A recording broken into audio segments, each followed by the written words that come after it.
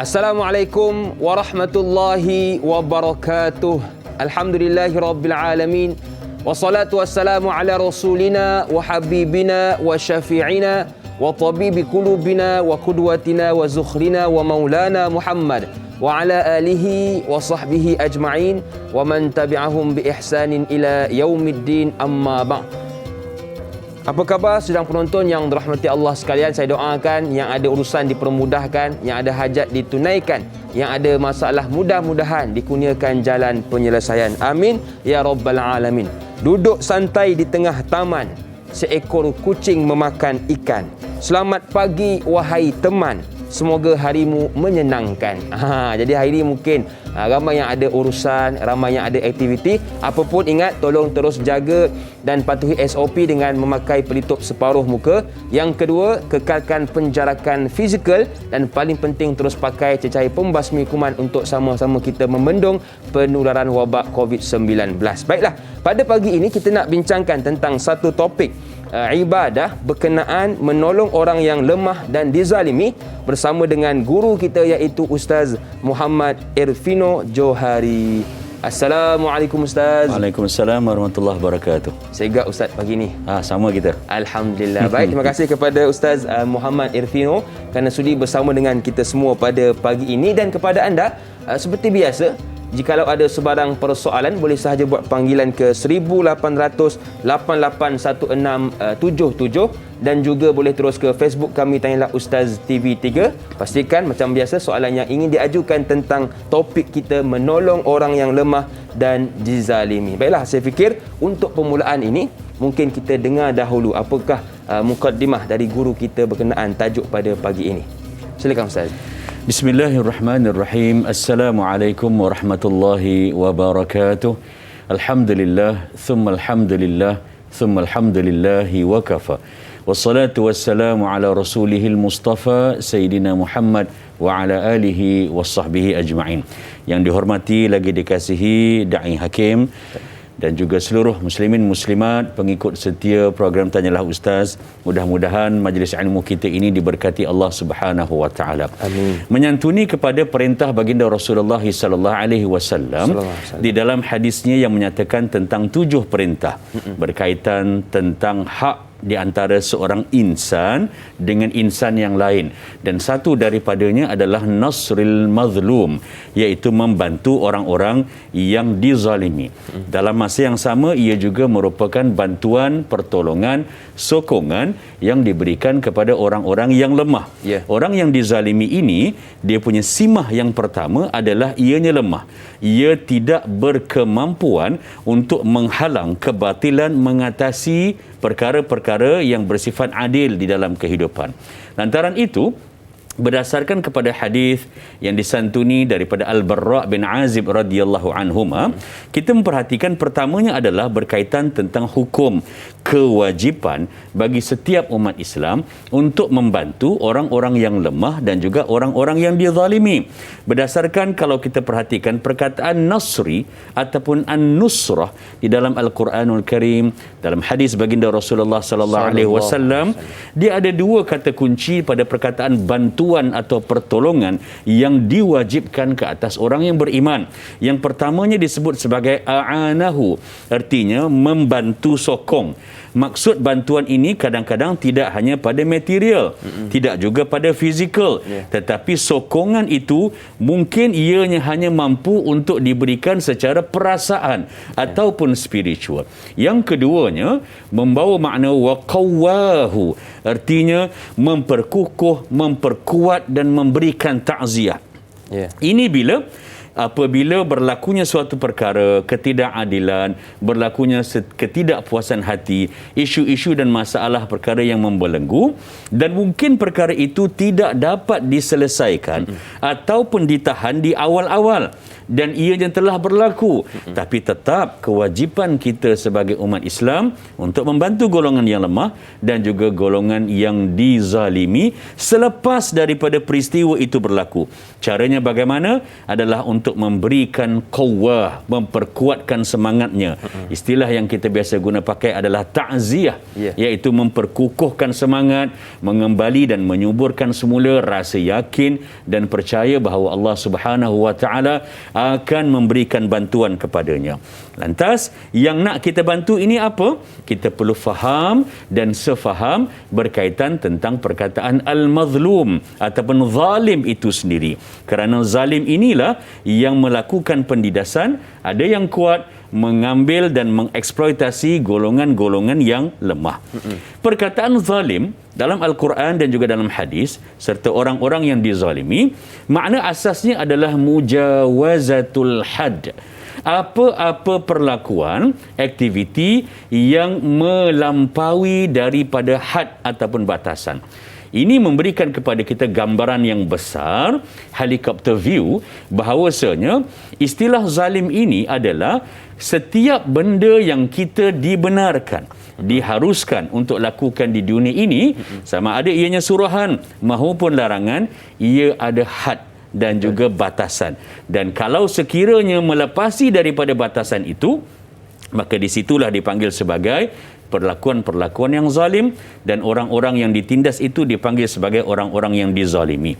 Yang dinyatakan oleh para ulama adalah wad'u syai' fi ghairi mawdi'ihi, meletakkan suatu perkara bukan pada tempatnya. Lantas zalim ini lawannya ataupun jodohnya dari arah yang bertentangan adalah adil. Apabila keadilan itu tidak ditegakkan, maka kezaliman akan membuka pintu dan jalan. Sama ada nuqsan ataupun ziyadah.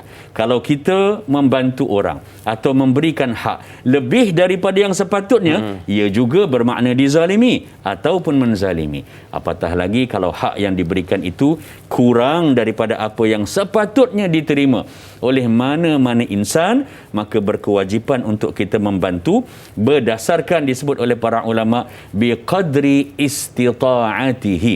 Kita nak membantu, wajib bagi membantu orang yang lemah, orang yang dizalimi, tapi syaratnya adalah berdasarkan kepada kemampuan, berdasarkan kepada setakat mana yang kita boleh. Maksudnya kita ini sebagai insan biasa tidak akan mampu untuk mengubah dunia. Betul. Tetapi tak dapat buat semua, jangan tinggalkan semuanya. Itu kaedah fiqh kan? Ma la yudraku kullu la yutraku kullu. Yang tak boleh buat semua, maka jangan tinggalkan semua. Lantas di sinilah pada fikir saya, Da'i Hakim dan semua, di dalam perbincangan kita ini membantu golongan yang lemah dan juga golongan yang dizalimi. Bila kita faham maksud bantu itu dari sudut apa, dan kemudian siapakah dia yang zalim dan juga yang dizalimi, insya-Allah nanti kita akan kongsi dan buka jalan bagaimana cara yang terbaik untuk kita menelusuri isu ini, insya-Allah. Baik, jadi kita dah tahu dah apakah yang dimasukkan dengan zalim pada pagi ini. Baiklah, kita raikan soalan yang pertama dari sahabat kita Ismail Mat Isa.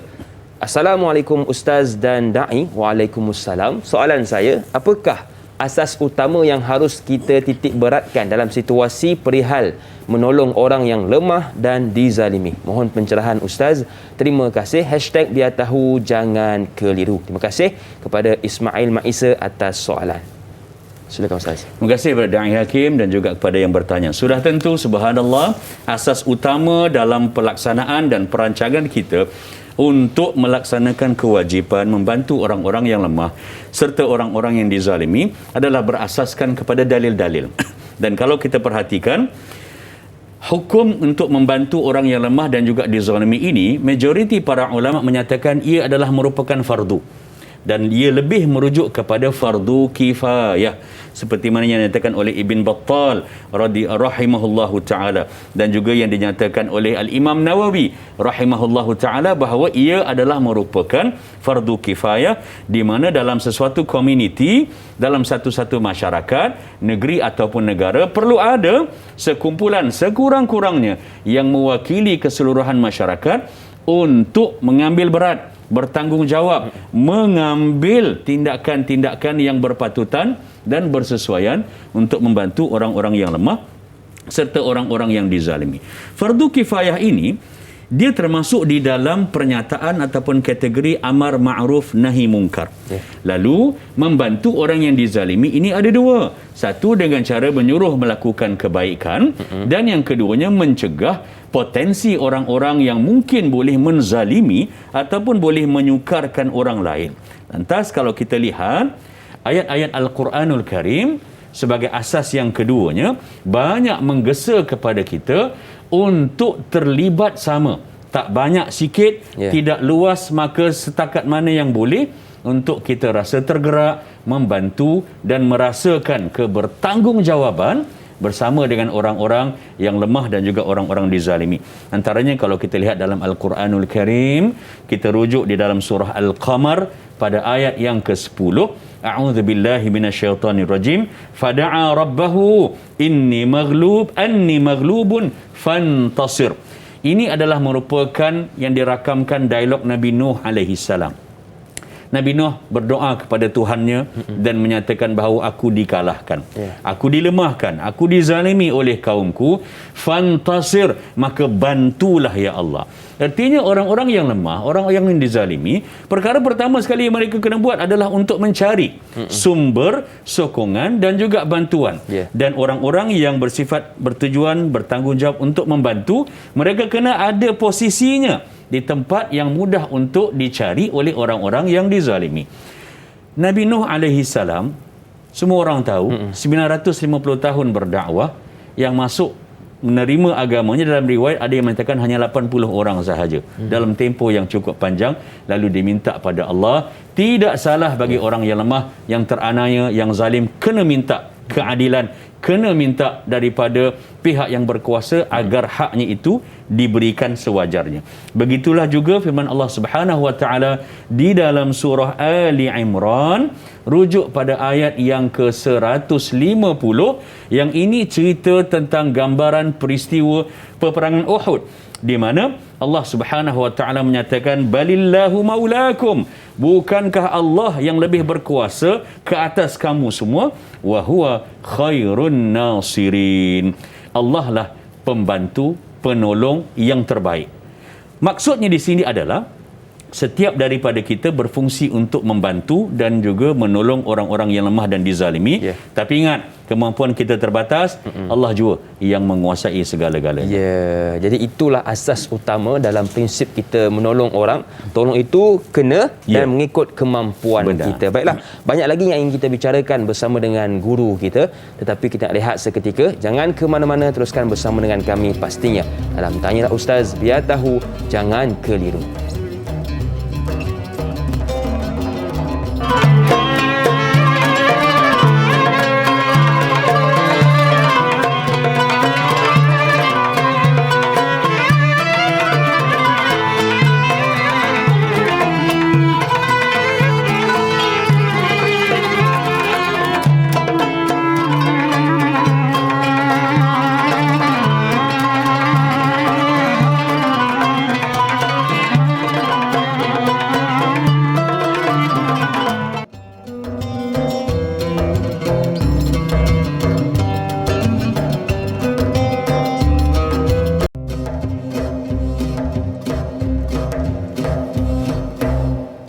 Terima kasih kepada anda yang masih lagi sudi bersama dengan kami dalam Tanyalah Ustaz, biar tahu, jangan keliru. Dan buat anda yang mungkin baru bersama dengan kami, kita bincangkan tentang topik ibadah, iaitu menolong orang yang lemah dan dizalimi bersama dengan guru kita Ustaz Muhammad Irfino Johari. Jadi ada kepada anda yang ada sebarang persoalan, boleh saja buat panggilan ke 1800 881677 atau boleh juga ke Facebook kami Tanyalah Ustaz TV3.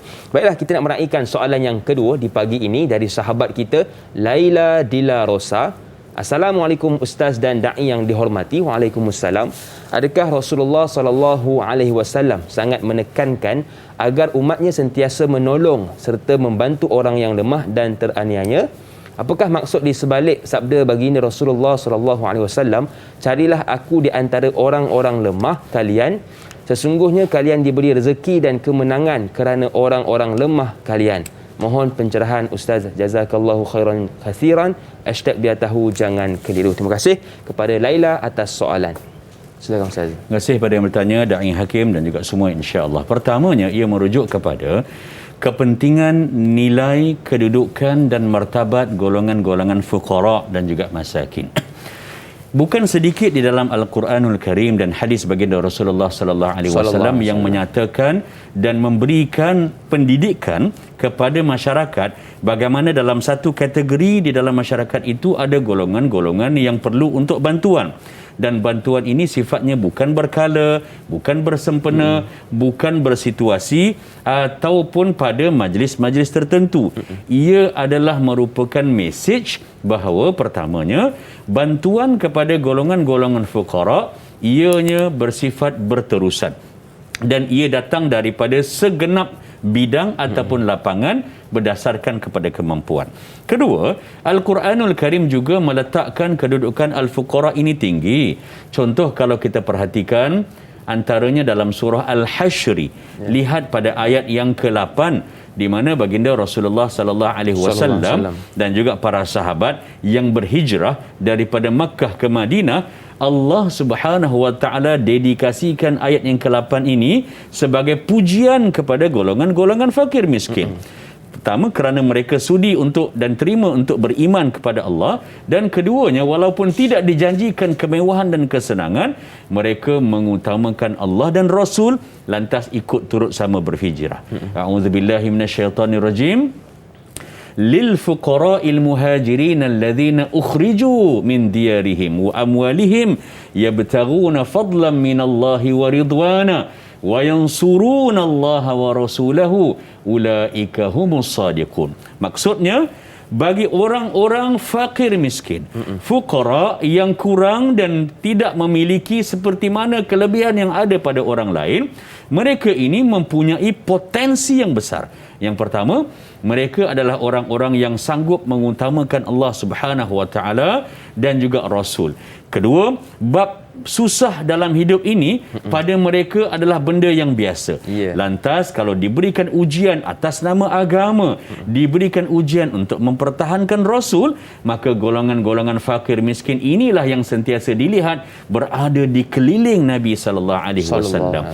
Yang ketiganya disebut mereka ini bila buat suatu perkara, kelebihan golongan fakir miskin ini adalah dari sudut tahap keikhlasan mereka itu mudah dan sangat tinggi, malah tekal dan konsisten. Kerana itu disebutkan yabtaghuna fadlan minallah.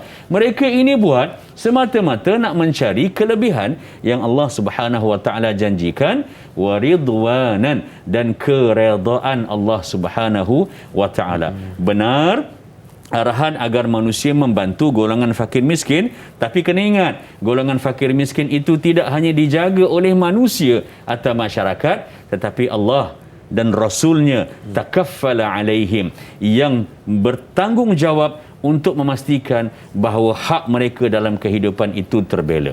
Dan disebutkan juga pada ayat yang ke-8 ini, wa yansurunallaha wa rasulah. Kelebihan golongan-golongan fakir miskin, fuqara dalam sejarah, khususnya dalam peristiwa hijrah bermula daripada kelahiran baginda sallallahu alaihi wasallam, adalah sifat mereka ini mudah untuk terlibat sama, membantu apa juga cara untuk menegakkan kalimah Allah dan juga untuk mempertahankan baginda Rasulullah sallallahu alaihi wasallam. Kerana itu Nabi sallallahu alaihi wasallam menganjurkan kepada kita dalam pelbagai contoh untuk kita menyantuni golongan-golongan yang lemah, apatah lagi yang lemah itu dalam kategori yang dizalimi, hak mereka ditindas dan sebagainya, serta orang-orang fakir miskin yang sentiasa memerlukan bantuan, cakna dan keprihatinan daripada masyarakat.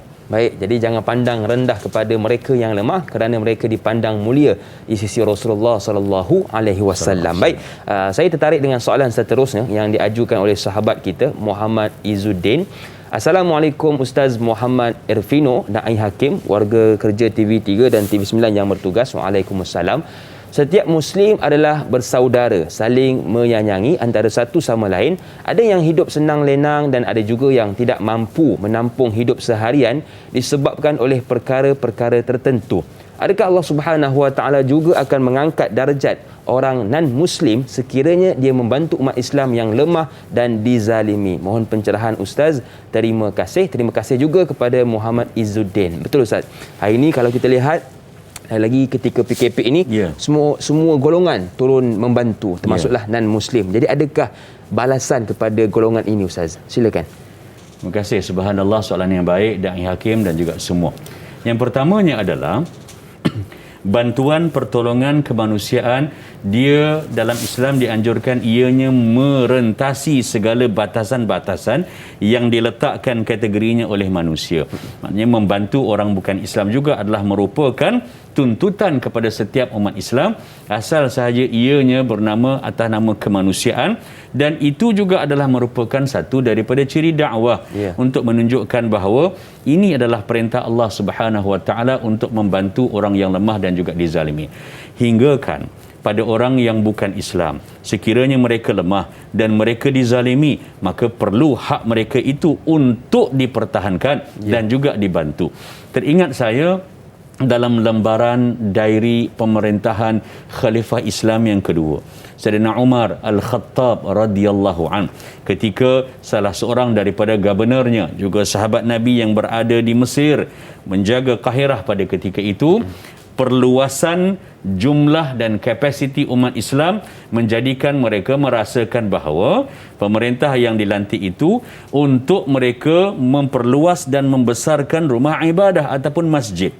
Hingga kan masjid itu bila nak dibesarkan, maka dia termakan tanah yang dimiliki oleh orang bukan Islam.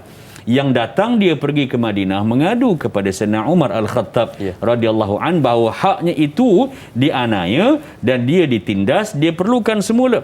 Lantas surat yang dihantar oleh Khalifah Umar Al-Khattab kepada wakilnya, kepada gubernurnya di Mesir ketika itu, untuk memberhentikan projek penambahan ataupun pembesaran itu dan dipulangkan hak yang dimiliki tanah itu walaupun kecil kepada yang bukan Islam.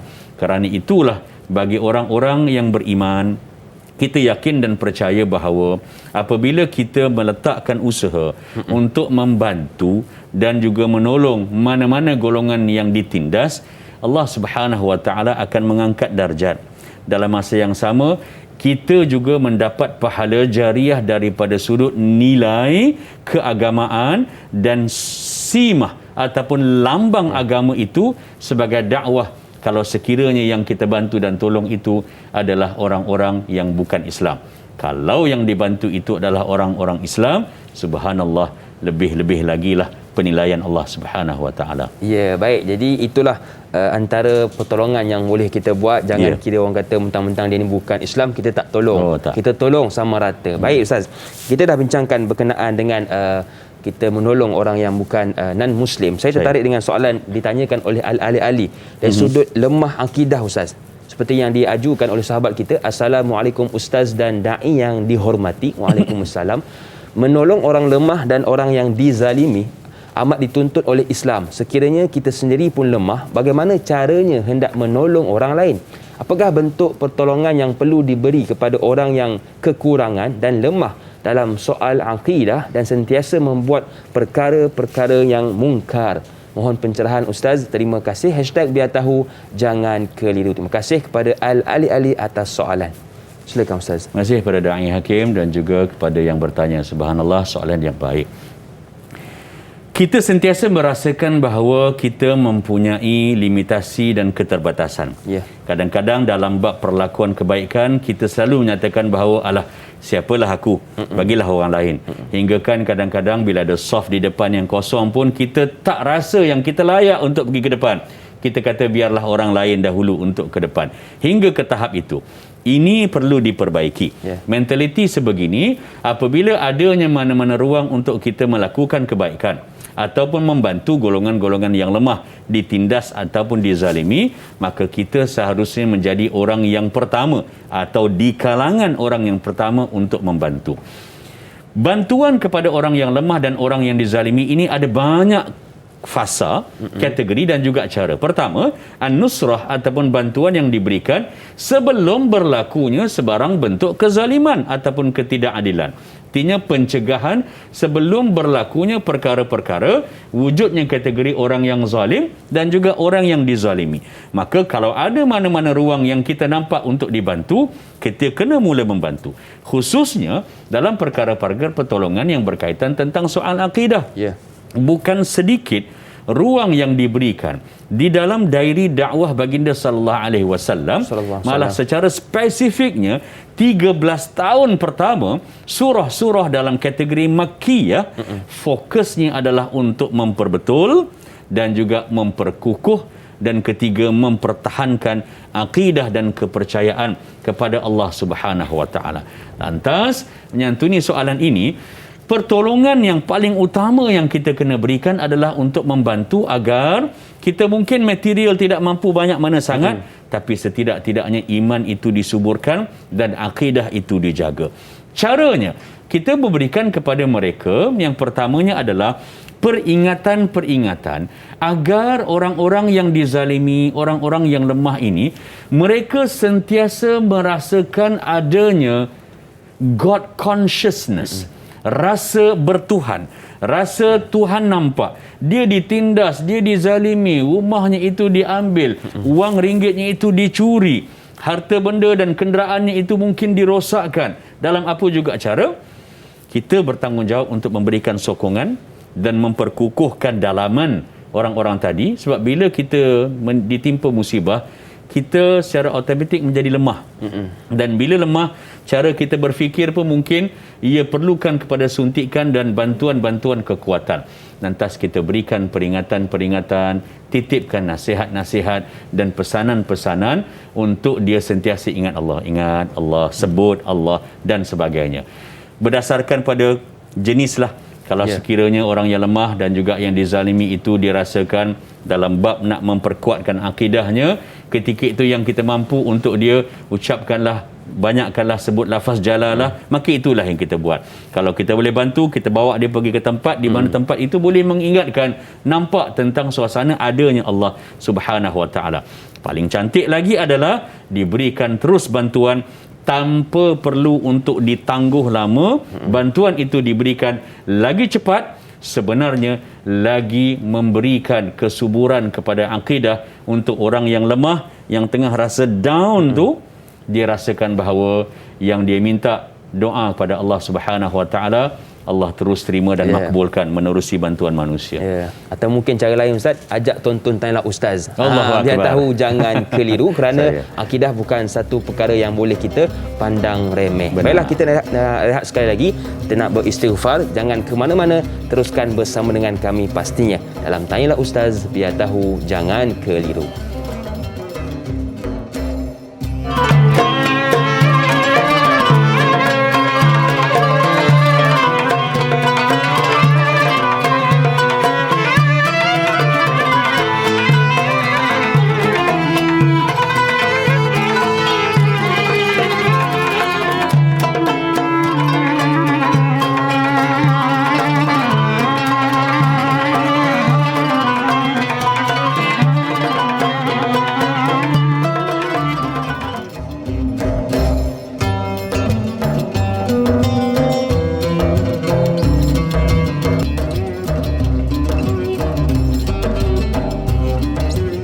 Terima kasih kepada anda yang masih lagi sudi bersama dengan kami dalam Tanyalah Ustaz, biar tahu jangan keliru. Dan terima kasih juga buat anda yang telah buat 3S, suka, sapa dan sebar di laman Facebook Tanyalah Ustaz, biar tahu jangan keliru. Mudah-mudahan memberi manfaat kepada semua orang, insya-Allah. Baiklah, kita nak menyambung persoalan dari sahabat kita Rahimah Saud. Assalamualaikum Ustaz, da'i dan kru-kru Tanyalah Ustaz. Waalaikumsalam. Bangsa Uyghur dan Rohingya adalah bangsa-bangsa yang dizalimi di negara sendiri. Adakah mereka termasuk dalam golongan lemah dan teraniaya? Yang kedua, apakah tindakan yang sepatutnya orang-orang Islam lakukan demi membela mereka? Terima kasih Ustaz dan Da'i. Hashtag biar tahu jangan keliru. Ada dua bunga Ustaz. Satu untuk Ustaz, satu untuk saya. Boleh? Okey Ustaz, silakan. Baik. Terima kasih pada da'i dan juga yang bertanya. Subhanallah, ini isu global dan besar, dan subhanallah yang pertamanya adalah benar. Ia adalah merupakan golongan-golongan yang lemah dan teranaya atas pelbagai bentuk birokrasi dan juga ruang keterhadan sistem yang ada. Malah bantuan untuk kita sampaikan juga ianya mungkin terhad, malah mungkin dicatu dalam beberapa isu. Seperti mana juga kepada Palestinian yang ada di Palestin, di Gaza dan sebagainya, dengan bantuan yang perlu disampaikan, ia ada keterhadan namun tidak menolak ataupun mengikis keutamaan untuk terus membantu mereka berdasarkan kepada kadar dan juga kemampuan.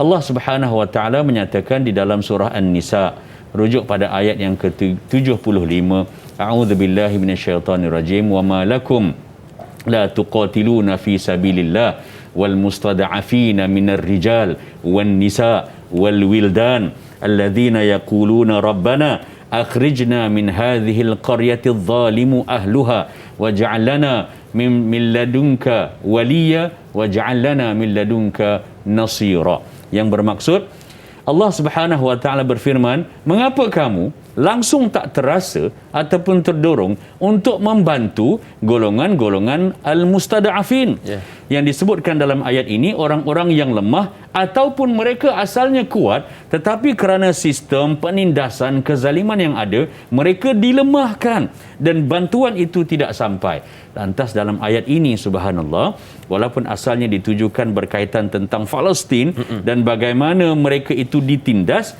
ianya adalah merupakan dalam bentuk yang umum yang boleh kita praktikkan kepada mana-mana isu global berkaitan umat Islam yang tertindas dan teranaya. Apa kata Allah dengan nada dan sentimen emosi yang dibawa dalam ayat ini? Allah kata, kamu tak tergerak ke? Tak terdorong ke? Tak ada rasa nak tolong sikit pun berdasarkan kemampuan ke? Kerana orang-orang yang ditindas ini, pertama kata Allah, minar rijal, daripada kalangan orang lelaki. Kita kadang-kadang bila tengok orang lelaki sakit ke jatuh ke, kita tak berapa nak tolong sangat.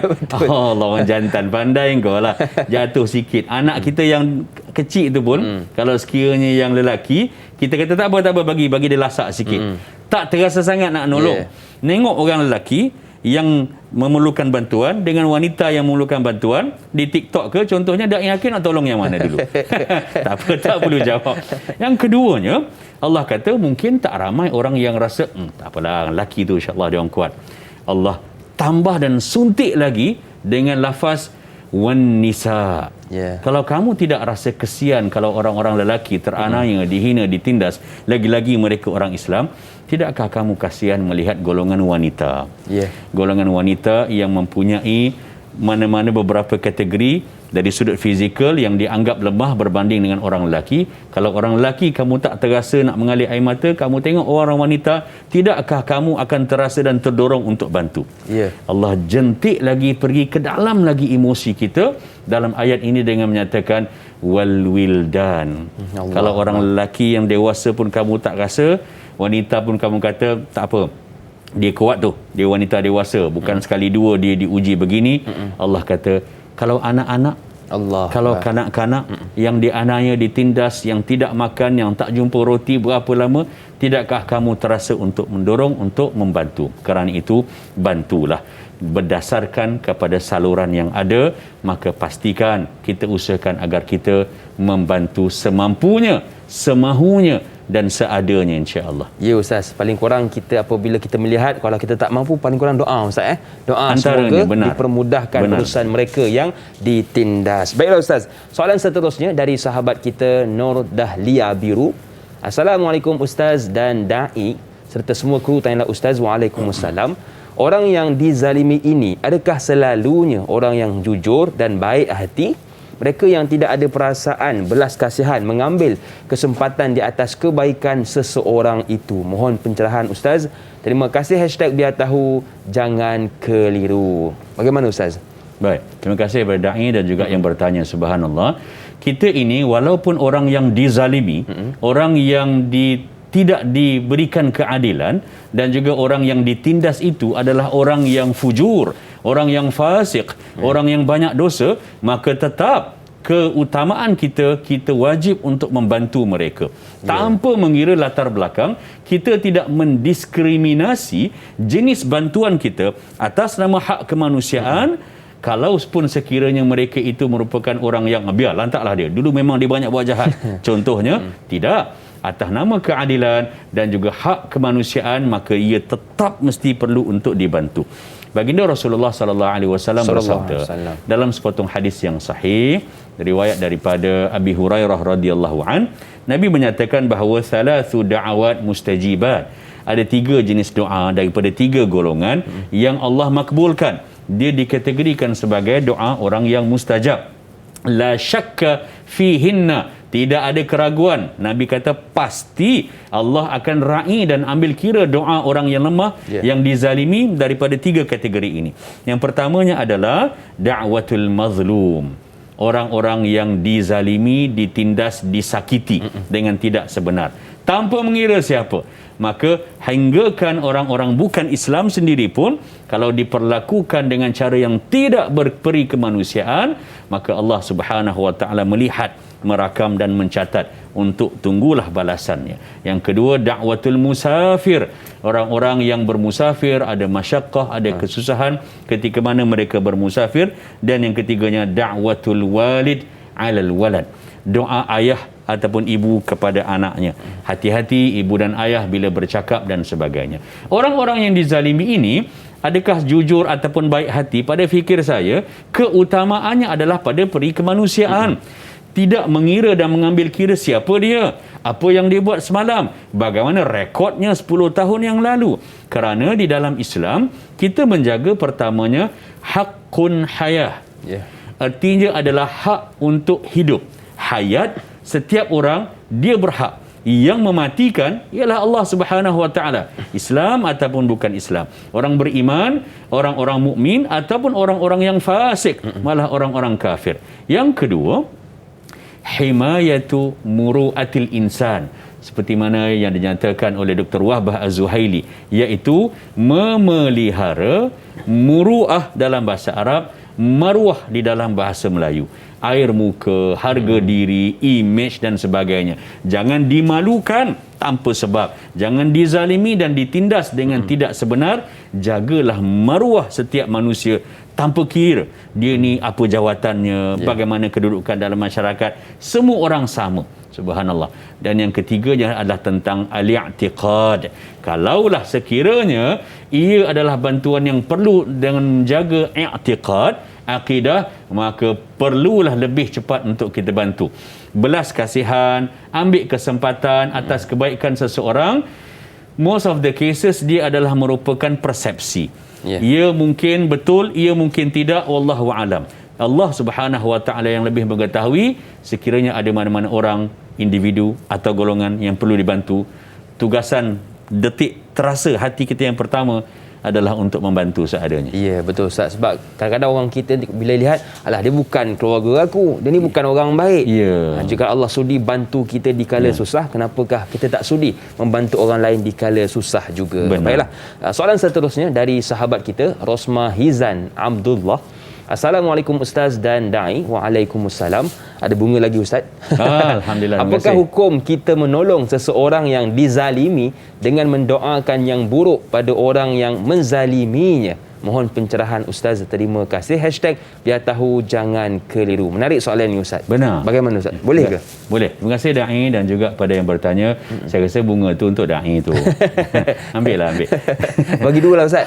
Allahu Akbar. Terima kasih yang bertanya. Boleh ataupun tidak? Subhanallah, jawapannya harus. Untuk orang-orang yang dizalimi, disakiti, ditindas, untuk dia mendoakan keburukan kepada orang yang menzaliminya, ataupun mendoakan agar orang yang menzaliminya itu diberikan balasan. Subhanallah. Dan ini berdasarkan kepada firman Allah Subhanahu wa taala, rujuk dalam surah An-Nisa ayat 148, la yuhibbullahu al-jahra bis-su' minal qawli illa man zulim wa kana Allahu sami'an alima.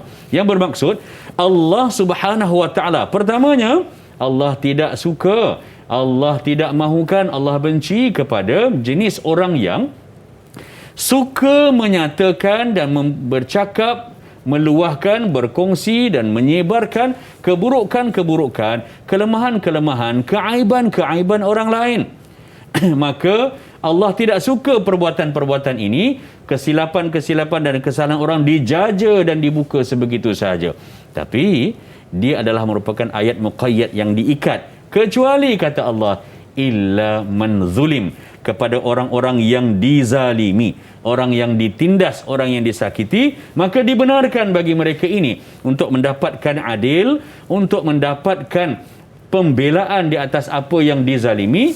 Lalu mereka boleh untuk memaklumkan pada pihak berkuasa, mereka boleh menyebarkan tentang perlakuan buruk seseorang agar ianya menjadi sempadan dan juga menjadi pengajaran, bahkan amaran kepada orang-orang lain agar berhati-hati. Scammer yang banyak dan sebagainya, kita kena maklumkan nombor-nombor yang masuk dalam phone kita, kita block contohnya, dan kita kena maklumkan setakat yang kita boleh, jangan terima panggilan sebegini, kerana kita tutup mana-mana ruang agar ianya tidak berlaku kepada orang lain kalaupun kita dizalimi.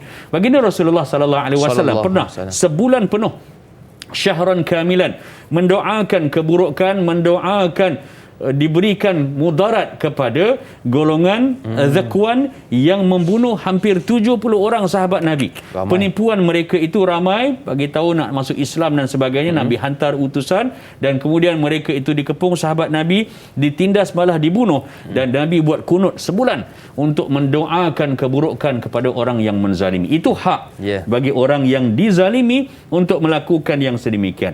Dan itulah kalau kita lihat dalam sepotong hadis yang masyhur yang diriwayatkan oleh Abi Dzar rahimahullahu taala radhiyallahu anhu, nyatakan, ya ibadi, hadis qudsi, wahai hamba-hambaku, inni haramtu zulma ala nafsi, Allah mengharamkan kezaliman atas dirinya, wa ja'altuhu bainakum muharraman, dan juga dijadikan ianya juga merupakan suatu yang haram untuk dilakukan oleh kita sebagai manusia. Kena ingat bahawa walaupun yang dizalimi itu adalah orang yang fujur, orang jahat, dia memang biasa buat jenayah dan dia dizalimi, maka doanya juga makbul, doanya juga mustajab, di mana Allah Subhanahu wa taala, malah baginda Rasulullah sallallahu alaihi wasallam menyatakan dalam sepotong hadis, da'watul mazlumi mustajabah, doa orang-orang yang dizalimi, kalau dia mendoakan keburukan kepada penzalimnya ataupun orang yang menindasnya, doanya itu mustajab.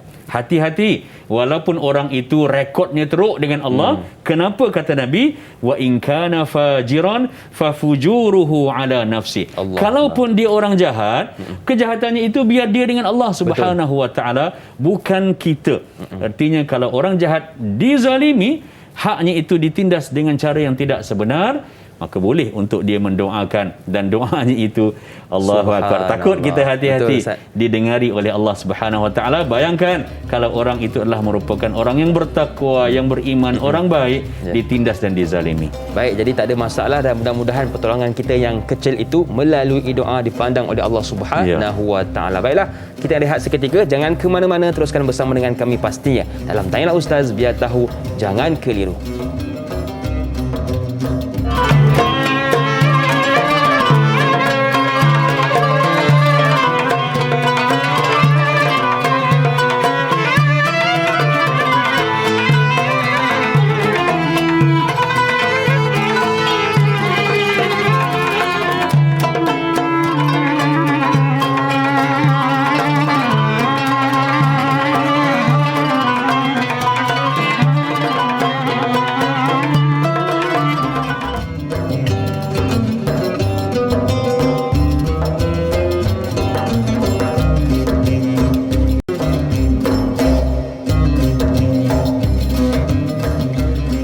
Sempena sambutan Maulidur Rasul, Tonton Sinema membawakan sebuah teater drama musical riwayat hidup Rasulullah sallallahu alaihi wasallam, menampilkan Datuk Siti Nurhaliza, Datuk Jamal Abdillah dan Amy Search. Saksikan sirah junjungan Tahajud Cinta di Tonton Sinema bermula 19 Oktober ini. Baiklah, terima kasih kepada anda yang masih lagi sudi bersama dengan kami dalam Tanyalah Ustaz, biar tahu jangan keliru. Masih lagi bersama dengan guru kita Ustaz Muhammad Irfino Johari, dan kepada anda yang ada sebarang persoalan boleh terus ke Facebook kami Tanyalah Ustaz TV3. Baiklah, kita meraihkan soalan seterusnya dari sahabat kita Masripah Nur Jama'in. Assalamualaikum Ustaz dan Da'i serta semua kru Tanyalah Ustaz. Waalaikumsalam. Mengapa Rasulullah SAW perintahkan orang-orang yang lemah dan dizalimi ini perlu kita berikan pertolongan kepada mereka? Adakah dalam memberikan pertolongan itu tidak terbatas pada individu sahaja, tetapi dalam kelompok, organisasi dan lain-lain? Mohon pencerahan Ustaz. Terima kasih. #biar tahu jangan keliru. Terima kasih kepada Masripah Nur Jama'in atas soalan. Silakan Ustaz. Terima kasih Da'i dan juga yang bertanya. Subhanallah, baginda SAW memerintahkan kepada kita agar meraihkan, mengambil kira dan ambil maklum serta cakna kepada orang-orang yang lemah dan juga orang-orang yang dizalimi, dan pertolongan diberikan berdasarkan kepada kemampuan. Mengapa? Ini adalah kerana setiap insan ataupun manusia itu dimuliakan oleh Allah Subhanahu wa taala. Asas yang pertamanya adalah firman Allah, a'udzubillahi minasyaitonirrajim, walaqad karramna bani Adam. Walaqad karramna bani Adam. Anak-anak keturunan Nabi Adam alaihi salam ianya dimuliakan oleh Allah Subhanahu wa taala. Kerana itu kalau kita melakukan hukuman yang dibuat oleh manusia, antaranya yang tidak dibenarkan adalah dengan api. Kerana api ini haknya adalah Allah Subhanahu wa taala yang memberikan. Benar ada qisas, benar ada perkara-perkara yang bersifat hudud yang perlu untuk dilakukan, kesilapan, kejahatan dan juga keburukan-keburukan, ada hukuman-hukumannya, tetapi ianya terhad. Lantas, mengapa setiap insan perlu dibantu? Kerana Allah Subhanahu wa taala menyatakan bahawa wala taziru waziratu wizra ukhra. Dalam bab kebaikan yang kita buat, maka insya-Allah orang lain juga akan dapat jariah dalam apa yang kita buat. Tetapi pada keburukan-keburukan, pada penindasan-penindasan yang sebenarnya boleh dan juga yang paling cantik untuk membalas ialah Allah Subhanahu wa taala. Kenapa kita kena cakna dan prihatin? Kerana kita ini manusia, kemampuan kita membantu itu terbatas. Lantas, yang mana boleh kita bantu di dunia kita bantu, tetapi yang tidak terbantu, yang tak dapat ditolong, yang tertindas terus tertindas, adakah mereka ini terus tersisih? Allah Subhanahu wa taala tetap melihat mereka. Kalau tidak di sini, maka di sana nanti mereka ini akan dibantu dan kezaliman akan diserlahkan. Lantas mereka ini juga perlu untuk diberikan bantuan. Sama ada seorang ataupun dua orang ataupun secara golongan keseluruhan, cara bantuan dan pertolongan kita berbeza. Kalau isu itu berkaitan dengan seorang, yang terbaiknya kita jumpa dan kita maklumkan kepada mereka dalam keadaan yang tertutup, ianya lebih baik. Tetapi kalau sekiranya ianya merupakan perkara yang menjadi maslahat umum, dan kalau sekiranya ia tidak dikekang ataupun ianya tidak dihalang, maka ianya boleh menimbulkan musibah dan masalah yang lebih besar lagi, maka individu, termasuklah golongan-golongan dan kelompok manusia dengan kapasiti yang lebih besar, maka itu kena dibantu. Ingatkan kita kepada firman Allah Subhanahu wa taala, wala tusibannal ladzina zalamu minkum khassah. Bila Allah Subhanahu wa taala sampai ke peringkat fardu kifayah membantu orang yang lemah dan juga orang yang dizalimi ini tidak dilaksanakan secara tuntas, sampai kepada peringkat Allah turunkan azab, kena ingat, bila Allah turunkan azab kepada manusia, dia bukan kena pada individu yang zalim itu saja.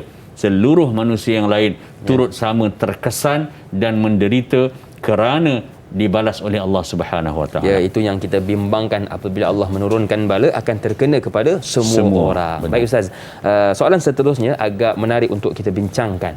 Dari Qurratu Hafiz, Assalamualaikum Ustaz dan Da'i, semoga sentiasa dalam rahmat Allah Subhanahu wa taala. Amin.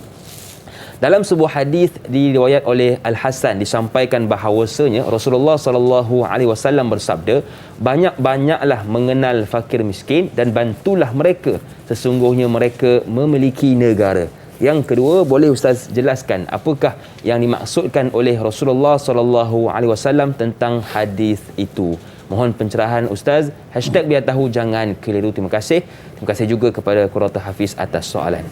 Silakan Ustaz. Baik, terima kasih kepada dai dan juga yang bertanya. Subhanallah, berdasarkan ilmu saya yang terbatas, hadis ini kalau kita lihat asalnya ditulis sebagai perawinya itu adalah Al-Husain, bukan Hasan.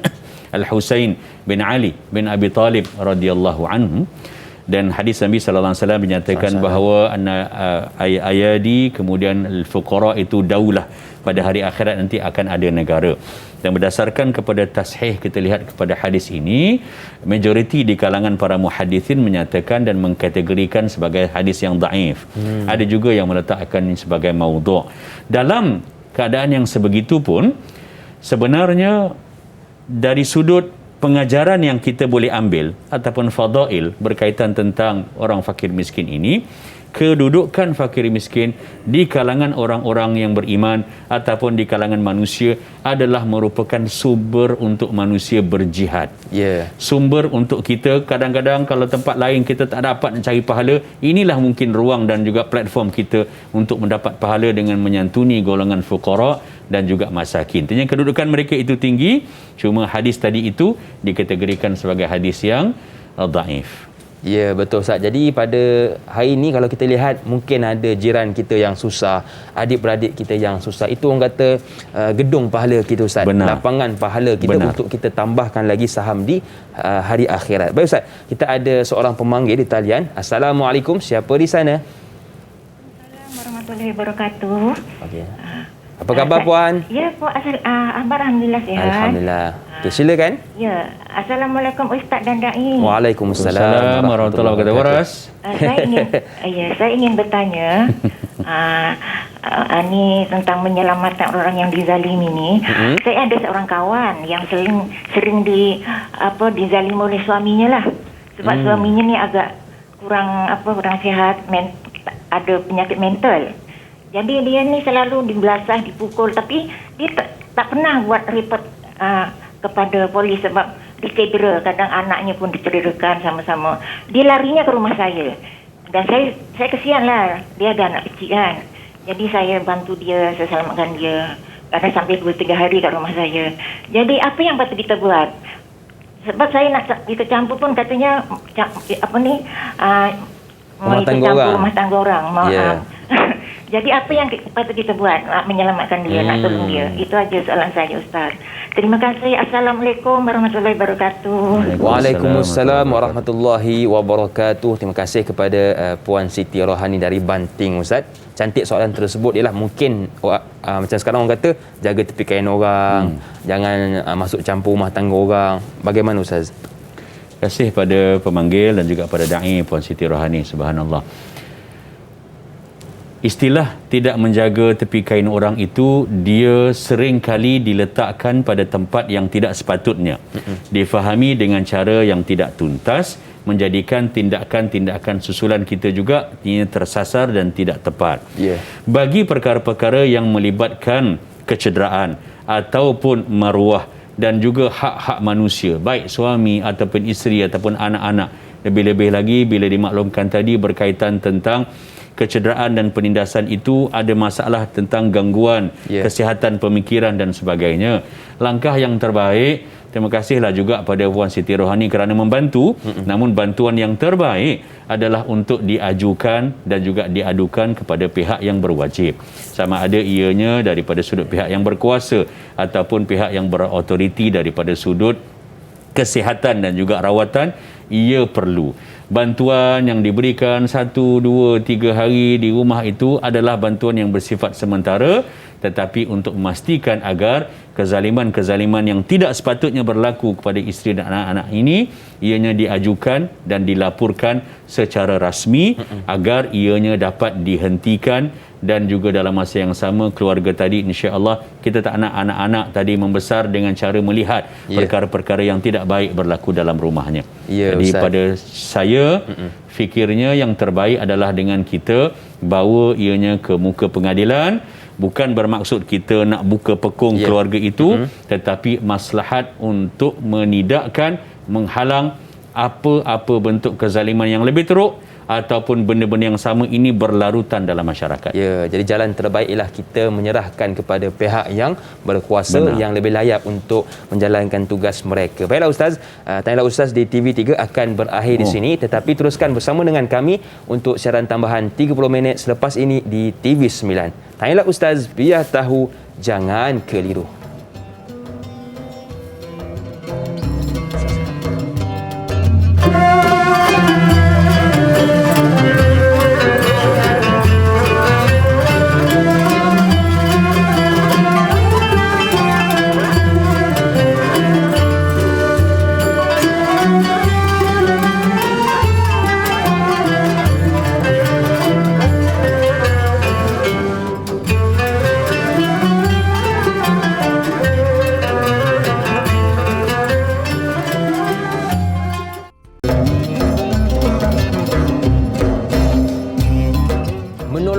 Tidak salah andai seiring syariah, suram bertukar indah untuk kehidupan yang lebih berkah. Terima kasih kepada anda yang masih lagi sudi bersama dengan kami dalam Tanyalah Ustaz, biar tahu, jangan keliru. Masih lagi membicarakan tentang menolong orang yang lemah dan dizalimi bersama dengan guru kita Al-Fadhil Ustaz Muhammad Ervino Johari. Baiklah, kita nak terus meraihkan soalan seterusnya dari sahabat kita Siti Nurbaya. Assalamualaikum dan selamat pagi kepada Ustaz, Da'i dan kru Tanyalah Ustaz. Waalaikumsalam. Saya ingin bertanya, apakah maksud dizalimi yang perlu difahami pada zaman ini? Kerana ada yang terfikir zalim itu seperti dipukul dan didera dengan teruk, seperti kisah orang-orang terdahulu. Mohon pencerahan Ustaz. Terima kasih. Terima kasih juga kepada Siti Nurbaya atas soalan. Silakan Ustaz. Terima kasih kepada Da'i dan juga yang bertanya. Subhanallah. Benar untuk kita melaksanakan kewajipan kita dalam membantu golongan yang lemah, dalam menolong dan menghulurkan bantuan kepada golongan yang dizalimi dan tertindas. Kita mesti jelas dulu tentang istilah zalim itu apa. Kadang-kadang kita rasakan bahawa kita nak bantu, rupanya itu bukan satu kezaliman. Lantas penting untuk maksud dizalimi ini difahami. Barulah pada ketika itu contohnya baru kita boleh berikan contoh seperti dipukul, didera dan sebagainya. Itu hanyalah contoh-contoh. Pembahagian tentang kezaliman ini paling ringkasnya dia ada 3. Al-zulmu thalathah. Kezaliman itu ada 3. 1, kezaliman antara insan dengan Allah Subhanahu wa taala penciptanya. Yang kedua, kezaliman insan itu sesama manusia yang lain. Dan yang ketiganya, zalim kita itu, yang ini kita kadang-kadang terlepas pandang, iaitu zalim kita kepada diri kita sendiri. Kita rasakan bahawa hanya kita dengan orang lain, tapi tidak, kita dengan diri kita sendiri pun ada. Dengan Allah Subhanahu wa taala, zalim itu bagaimana? Kalau sekiranya kita mensyirikkan Allah, kita melakukan kekufuran, kita terus-menerus dengan kemaksiatan, kita melakukan perkara-perkara yang dilarang oleh Allah Subhanahu wa taala secara berterusan, tidak bertaubat, maka itu zalim. Kerana itu dalam doa kita, dalam solat sunat tahajud dan sebagainya, Allahumma inni, menyatakan bahawa aku ini termasuk minaz zalimin, di kalangan orang-orang yang zalim. Kerana itu tujuan kita bagi tahu begitu, pengakuan kita, Subhanaka inni kuntu minaz zalimin, maha suci engkau ya Allah, sesungguhnya aku ini tergolong dalam golongan-golongan yang zalim.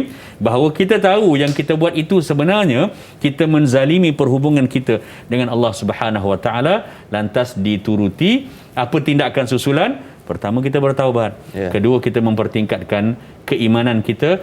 Dan yang ketiga, kita cuba sedaya upaya untuk kita konsisten dengan amal ibadah dan kebaikan. Itu jenis yang pertama. Jenis maksud kezaliman yang kedua adalah yang ini yang common, yang diberikan contoh dipukul, didera dan sebagainya, iaitu kezaliman antara sesama manusia. Kita dah nyatakan bahawa hati-hati, kerana hatta orang yang dizalimi itu memang dah sah. Contohnya adalah orang yang jahat di sisi undang-undang, tetap bila dia dizalimi, dihukum dengan cara yang tidak sebenar, maka ianya juga doanya itu didengari oleh Allah Subhanahu wa taala. Allah Subhanahu wa taala menyatakan dalam Al-Quranul Karim secara ringkas, kalau kita rujuk dalam surah Fatir ayat 32, a'udzubillahi minasyaitonirrajim, faminhum zalimun li nafsihi Jenis yang ketiga adalah ada di kalangan mereka yang zalim, berlaku zalim kepada dirinya sendiri. Kerana itu Allah menyatakan bahawa sebelum tengok pada orang lain, tengok dulu kepada kita. Sama ada kezaliman itu kita buat kepada diri sendiri. Maksudnya apa? Kalau dilakukan oleh mana-mana orang dan perlakuannya itu akan memperlekeh, memudaratkan, menjatuhkan maruah, merosakkan atau mengancam keselamatan nyawa dirinya sendiri, mencederakan diri sendiri dan sebagainya, sentiasa berada dalam persekitaran yang tidak baik, bergelumang dengan perkara-perkara yang tidak elok, maka perlu dibantu dengan cara dicegah ataupun ditahan. Ya, baik. Jadi itulah 3 jenis zalim. Yang pertama, insan dengan Allah Subhanahu Wa Taala, iaitu kita zalim dengan Allah. Yang kedua, sesama manusia. Dan yang ketiga, kepada diri sendiri, yang paling banyak kita lupa, Ustaz. Ya, saya. Okey, Ustaz. Bila sebut tentang 3 jenis zalim ini, kita terfikir juga bagaimana cara untuk kita menghadapi jenis kezaliman seperti ini, Ustaz. Silakan. Terima kasih, Dai. Subhanallah. Saya cuba ringkaskan panjang. Yang pertamanya, jenis-jenis dan bentuk-bentuk kita nak melaksanakan kewajipan membantu golongan yang lemah dan membantu golongan yang ditindas ataupun dizalimi. Pertama, kita berusaha untuk menghulurkan bantuan dengan cara mencegah sebelum berlakunya. Kita dah nampak dah potensi, ada golongan ataupun individu orang yang nak mengambil kesempatan ataupun scam, melakukan perkara yang tidak baik, maka kita interject ataupun kita interfere. Kita berada dan menghalang benda itu sebelum berlaku. Kedua, kita kena ingat, membantu orang-orang yang dizalimi ini, dia pergi ada 2 cabang tu, Da'i. Yang pertamanya, kita bantu orang yang dizalimi. Kedua, kita kena bantu orang-orang yang menzalimi. Kerana itu baginda Rasulullah sallallahu alaihi wasallam menyatakan, unsur akhaka zaliman au mazluman. Hendaklah kamu tolong di kalangan kamu, saudara mara kamu, saudara se-Islam kamu yang dizalimi, tolong juga saudara se-Islam kamu yang menzalimi. Sahabat bertanya, wahai Nabi, kami tahulah kalau yang dizalimi, tahulah apa nak buat. Kalau duit, kalau makanan dan sebagainya. Tapi yang zalim itu, perlukah kita bantu? Jawapan Nabi, perlu juga untuk dibantu. Mesti kerana dia takes 2 to tango. Istilahnya dalam bahasa orang kampung lah. Dia perlu ada 2 benda yang perlu diselesaikan. Tak boleh kita hanya rawati satu, tapi satu lagi yang berkaitan dengannya kita biarkan. Dia takkan selesaikan masalah. Betul. Lalu untuk yang zalim, cara kita bagaimana? Adalah dengan cara kita memberikan nasihat kepada mereka. Dan nasihat ini kalau kita lihat, Ibn Utsaimin rahimahullahu ta'ala pernah menyatakan, idza ra'aita syakhsan yazlimu jarahu. Kalau kamu menyaksikan, kamu tahu, kamu nampak ada seorang lelaki, manusia yang menyeksa, menindas, mendera, menzalimi jirannya ataupun orang yang dekat dengannya, bil isaati ilaihi, dengan buat benda-benda yang tak elok, benda-benda yang buruk dan sebagainya, fa innahu yajibu alayka an tansura hadza wa hadza. Maka kamu wajib untuk bantu dua-dua, jiran yang ditindas tadi dan jiran yang lain yang menindasnya. Dua-dua kena bantu. Mengapa? Kerana ianya itu berkait rapat antara satu sama lain. Takkan selesai isu kalau hanya dibantu orang-orang yang kita rasa ditindas, sedangkan langsung tak menasihati orang yang menindas tadi. Ya, jadi ada 2 cara yang boleh kita hulurkan. Yang pertama, halang sebelum terjadi. Yang kedua ialah kita bagi nasihat kepada mereka yang menzalimi, dan kita bantu juga kepada mereka yang dizalimi. Baik Ustaz, kalau kita lihat pada hari ini kan, contoh macam kita selalu berada di stesen minyak, di stesen bas, kadang-kadang adalah datang adik yang meminta sedekah, meminta bantuan. Cuma timbul di hati kita, ni sedikit ni, nak tolong pun takut tak berkat dan sebagainya. Jadi bagaimana Ustaz? Dalam sepotong hadis baginda Rasulullah sallallahu alaihi wasallam menyatakan, ala kulli muslimin sadaqah. Setiap orang Islam jangan ada satu hari yang dia sunyi tidak bersedekah. Kewajipan kita mesti bersedekah. Dan Nabi katakan dalam hadis yang panjang ini ada 4 kategori. Satu yang saya ambil berkenaan dengan yang ditanya oleh Da'i Hakim tadi, iaitu macam mana kita nak bantu ataupun tidak dengan contoh yang diberikan. Nabi menyatakan dalam hadis ini, fayu'inu zal hajatil malhuf. Hendaklah kamu bantu setakat yang kamu boleh.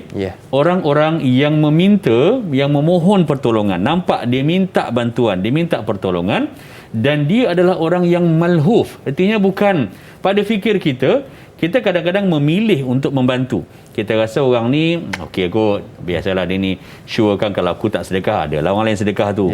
Kita akan memilih sampai ke peringkat kita tengok orang yang memang benar-benar desperate. Orang yang sangat-sangat berkeperluan, maka pada ketika itu pilihlah untuk membantu.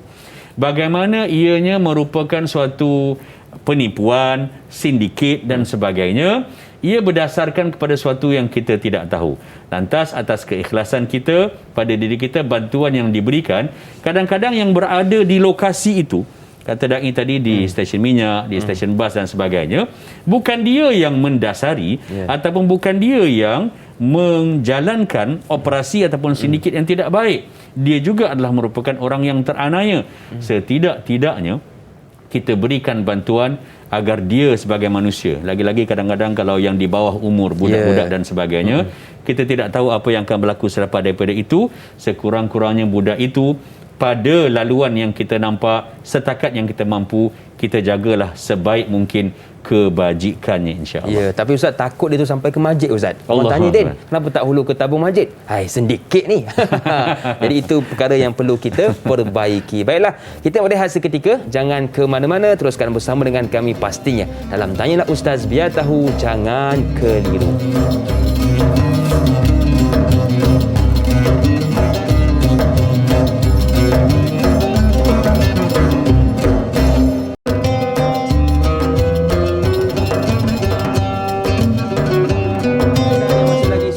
Bersama dengan kami, saya tengok di ruangan komen Facebook Tanyalah Ustaz meriah, Ustaz. Alhamdulillah. Bagi salam, tulis balik apa yang telah Ustaz katakan sebentar tadi. Jadi mudah-mudahan benda inilah yang akan memberikan pahala di akaun akhirat kita. Amin. Baiklah, Amin. kita nak meneruskan perbincangan masih lagi dalam bab menolong orang yang lemah dan dizalimi. Saya suka dengan soalan yang ditanyakan oleh Saudara Rasid Cik Ci. Assalamualaikum Ustaz dan Da'i. Waalaikumsalam. Ada dua cendawan, Ustaz. Bagaimana akhlak dan cara Rasulullah sallallahu alaihi wasallam berdepan dengan orang-orang yang menzalimi baginda ketika berdakwah di Taif? Mohon Ustaz jelaskan. Syukran. #biar tahu, jangan keliru. Terima kasih kepada Saudara Rasid Cik Ci atas soalan. Terima kasih pada yang bertanya dan juga Da'i. Untunglah Da'i Hakim dapat bunga, dapat macam-macam, Ustaz. Cendawan shiitake, button dan sebagainya. Soalan yang cantik, subhanallah. Semua orang tahu tentang peristiwa bagaimana Nabi SAW pergi ke Taif. Tujuannya apa? Pertama, untuk menyebarkan dakwah. Kedua, untuk mendapatkan pertolongan, sokongan, backup. Untuk memerlukan, kerana di Taif itu terdapat saudara maranya. Ia ditindas secara harian dan juga dizalimi dalam bentuk lisan, perkataan dan juga tindakan oleh orang-orang Quraisy Makkah. Lantas keluar agak jauh, puluh kilometer ke Taif daripada Makkah untuk mendapatkan sokongan. Tetapi ianya juga dizalimi oleh kaumnya sendiri, oleh saudara maranya sendiri. Bagaimana perlakuan baginda sallallahu alaihi wasallam? Kita ini manusia yang ada emosi, kita ada perasaan. Kalau kita pergi jumpa seseorang dan tujuan kita memang kita yakin orang ni akan tolong kita lah. Dia kawan kita, dia sahabat kita, dia saudara mara kita. Tetapi at the end of the day, bila jumpa, maka bantuan yang kita harapkan itu rupanya tak dapat. Ataupun kita ditolak, disisih dan sebagainya. Lantas rasa kesal itu memang besar, sedih pun ada. Tapi bagaimana akhlak baginda sallallahu alaihi wasallam? Pertama, di Taif, Nabi SAW mengutamakan hidayah daripada balasan azab. Artinya Nabi SAW menunjukkan rasa kasih sayangnya kepada saudara maranya, walaupun saudara maranya itu tidak menunjukkan santunan, silaturrahim dan hak persaudaraan yang benar. Dan ini berdasarkan kepada dalam sepotong hadis sahih yang lain dalam kitab Riyadhus Salihin. Nabi SAW pernah didatangi dan dijumpa oleh seorang lelaki. Lelaki itu beritahu pada Nabi, annali qarabah asiluhum wa yaqta'unani. Aku ada saudara mara, kaum kerabat, bila aku nak sambung silaturahim, mereka potong aku, mereka sekat aku. Wa ahlumu ilaihim wa yusi'una ilayya. Aku berlemah lembut, mengalah, buat baik dengan mereka. Saudara mara ni, mereka balas dengan kejahatan-kejahatan kepadaku. Subhanallah. Wa yajhaluna alayya, kata lelaki itu. Hingga kan aku buat baik pada saudara mara pun, saudara mara kalau buat kebaikan ni buat tak pandang, buat tak nengok, buat tak ambil kira dan sebagainya. Lantas inilah yang ditunjukkan oleh Nabi di Taif. Nabi mengutamakan kasih sayang.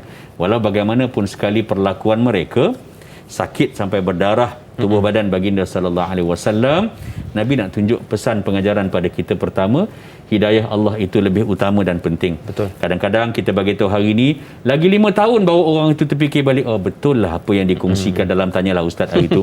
Kalau itu menjadi sebab orang dapat hidayah, alhamdulillah. Alhamdulillah. Kita tidak boleh mengharapkan hari ini kita bagi tahu lagi 5 minit kan kau mesti berubah jadi baik. Tak mungkin. Kerana itu adalah kuasa Allah. Kedua, betapa bernilainya dalam dunia ini, manisnya hidup kita bila kita dikurniakan saudara mara. Allah.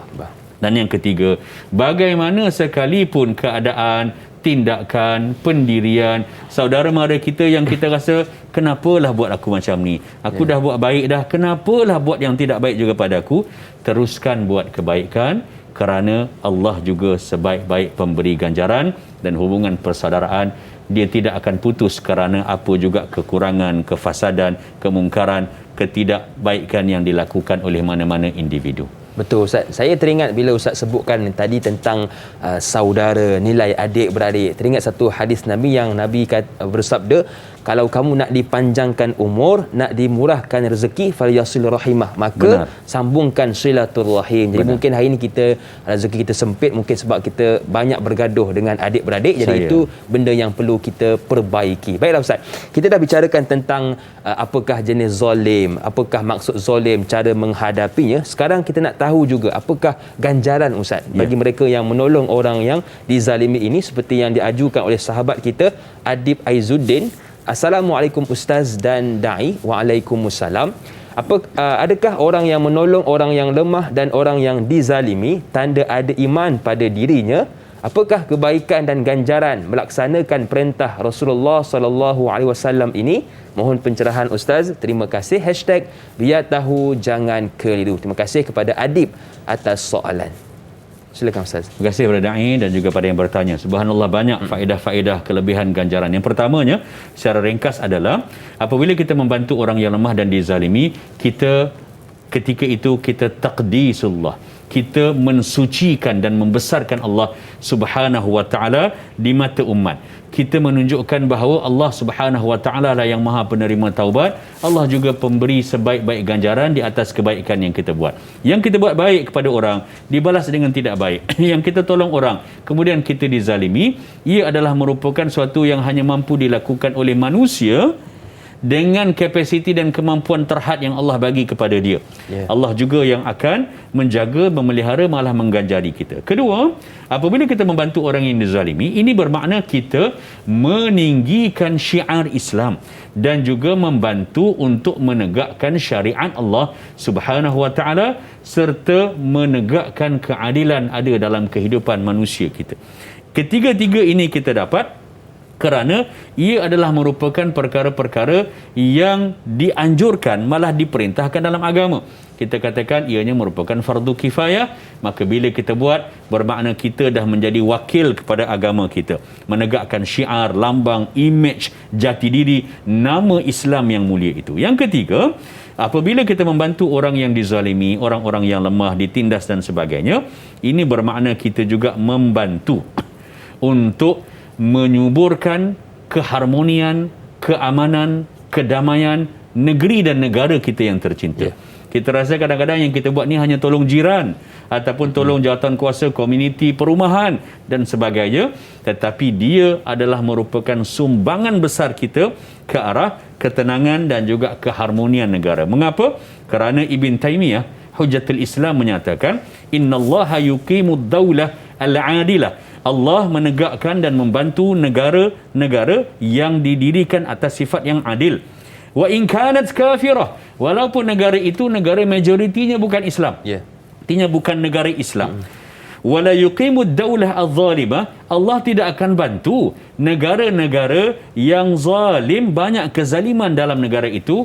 Wa in kanat muslimah, walaupun negara itu diisytiharkan sebagai negara Islam, tetapi dalam negara itu terlalu banyak kecamukan, perkara-perkara yang buruk, Allah Subhanahu Wa Taala membantu negara dengan adanya orang-orang di dalam negara itu ataupun tindakan-tindakan di pelbagai peringkat pengurusan yang sentiasa memelihara hak manusia, yang menjaga daripada berlakunya sebarang penindasan dan kezaliman. Kalaupun itu negara bukan Islam, maka Allah akan bantu. Sebab tu kadang-kadang kita lihat dalam laporan tahunan berkaitan the world's happiness, negara yang paling maju, paling bahagia, paling gembira, yang paling tinggi had adilnya itu kebanyakannya adalah negara-negara barat.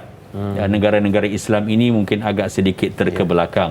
Jadi Ibn Taymiyah menyatakan, malah memberi amaran kepada kita, negara-negara Islam yang majoriti orang Islam, kalau banyak sangat berlaku kefasadan, keburukan, keadilan itu tidak dapat ditegakkan, kezaliman sentiasa berluasa, penindasan berlakukan tidak berhenti, Allah juga tidak akan bantu negara itu untuk mencapai kemakmuran dan kemajuan. Itu yang kita risaukan, Ustaz. Jadi itu dia punya ganjaran yang besar sebenarnya, bukan hanya melibatkan kita sahaja, tetapi melibatkan dunia dan juga khususnya negara kita. Baik Ustaz, tadi kita bincangkan tentang orang yang dizalimi. Macam tadi Puan Rohani berkongsikan tentang jirannya yang disakiti, dipukul oleh suami. Jadi bagaimana Ustaz orang membalas zalim ini dengan kezaliman juga? Contoh, dia pukul kita badan sadar Ustaz, kita pukul balik. Zalim dibalas zalim. Jadi adakah benar cara tersebut?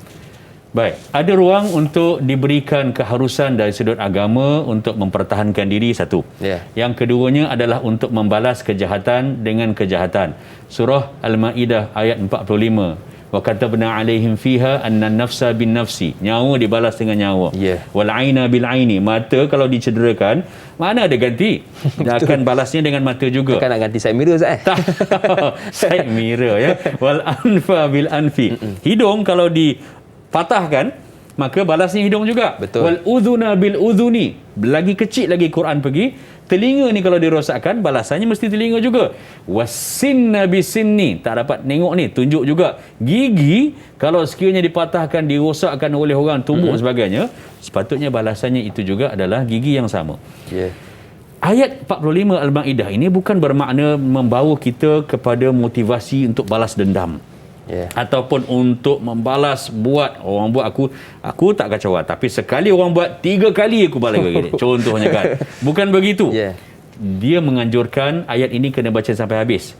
Bila dibaca sampai habis itu, iaitu Allah Subhanahu Wa Taala menyatakan wali juruh qisas, kecederaan-kecederaan dia ada hukum qisas, tetapi kemaafan di atas keburukan-keburukan yang berlaku, Allah Subhanahu Wa Taala menyatakan itu yang paling utama. Orang yang besar hati untuk aku boleh balas, lebih sadar, tetapi dia sengaja untuk tidak balas, ganjarannya itu Allah sahaja yang memberinya berlipat kali ganda. Artinya itulah yang terbaik. Betul Ustaz. Okey Ustaz, kita pun sudah berada di penghujung rancangan Tanya Ustaz Biar Tahu Jangan Keliru. Mungkin Ustaz ada sedikit kesimpulan untuk topik kita pada pagi ini. Silakan Ustaz. Baik. Terima kasih pada dai, subhanallah, pada semua pendengar pengikut setia dan penonton Tanyalah Ustaz. Dalam kehidupan kita ini, kita diberikan ruang dan pilihan. Manusia diberikan hidayah oleh Allah Subhanahu Wa Taala, garis pandu dan bimbing selia oleh Allah. Kita diberikan akal dan diraikan intellectuality kita ini untuk berfikir pada perkara-perkara yang dibenarkan, tidak melebihi hadnya. Kita kena ingat dan yakin bahawa kebaikan ianya tidak akan pudar. Indahnya Islam ini bila kita menyantuni orang dengan kebaikan, ganjaran balasan pahalanya itu bukan sahaja berpuluh, malah beratus, beribu ataupun lebih daripada itu, berkali ganda diberikan oleh Allah Subhanahu Wa Taala. Bagi orang yang terlanjur, yang melakukan kezaliman, banyak dalam hadis-hadis Nabi sallallahu alaihi wasallam dan ayat Al-Quran menunjukkan bahawa orang-orang yang dulunya itu zalim, kemudian ditukarkan daripada kezaliman sayyi'ah itu kepada hasanah, kebaikan. Allah kata fa inni ghafurur rahim, sesungguhnya aku iaitu Allah Subhanahu Wa Taala, ingat aku Maha Pengampun, aku Maha Mengasihani. Orang yang melakukan penindasan, kezaliman, cepat-cepatlah bertaubat kepada Allah, kerana Allah juga mengizinkan, Allah panggil untuk kita minta ampun kepada Allah Subhanahu Wa Taala. Bantu orang yang dizalimi itu tugas kita, tetapi memberi hidayah kepada orang yang zalim, itu adalah merupakan kuasa Allah Subhanahu Wa Taala. Subhanallah Ustaz. Dan Ustaz, mungkin ada sedikit doa sebagai penutup program Tanyalah Ustaz kita pada pagi ini. Silakan Ustaz. A'udzu billahi samil alim minasyaitonir rajim. Bismillahirrahmanirrahim. Alhamdulillahirabbil alamin wassalatu wassalamu ala asyrafil anbiya'i wal mursalin sayyidina Muhammad wa ala alihi wa sahbihi ajma'in. Amin. Allahumma inna na'udzubika minal hammi wal hazan wa na'udzubika minal ajzi wal kasal wa na'udzubika minal jubni wal bukhl wa na'udzubika min ghalabatid dain wa qahrir rijal. Rabbana amanna bima anzalta wattaba'na ar-rasul faktubna ma'asy syahidin. Rabbana wa atina ma wa'adtana ala rusulik wa la tukhzina yawmal qiyamah innaka la tukhliful mi'ad. Rabbana atina fid dunya hasanah wa fil akhirati hasanatan wa qina adzaban nar. Wa sallallahu ala sayidina Muhammad wa ala alihi wa sahbihi wa sallim. Subhana rabbika rabbil izzati amma yasifun wa salamun alal mursalin. Walhamdulillahi rabbil alamin. Amin, amin ya rabbal alamin. Terima kasih kepada Ustaz yang sudi berkongsi ilmu dengan kita pada pagi ini, dan kepada anda keluarga besar Tanyalah Ustaz, teruskan menonton Tanyalah Ustaz pada esok pagi bersama dengan sahabat saya Da'i Hadari dan juga panelnya Prof Madya Dr. Muhammad Farid Ravi Abdullah dengan topik istimewa sempena Maulidur Rasul, iaitu Al-Quran, Mukjizat Rasulullah sallallahu alaihi wasallam, dengan penampilan khas dari kumpulan UNIC seperti biasa bermula 6.30 pagi hingga 8.30 pagi. Akhir kata, hutan rimba makin kaya, pada kepala terdapat luka. Suka menolong sifat mulia, pahala dapat manusia pun suka. Saya Da'i Hakim, senyum nampak gigi. Ada rezeki, jumpa lagi. Assalamualaikum warahmatullahi wabarakatuh.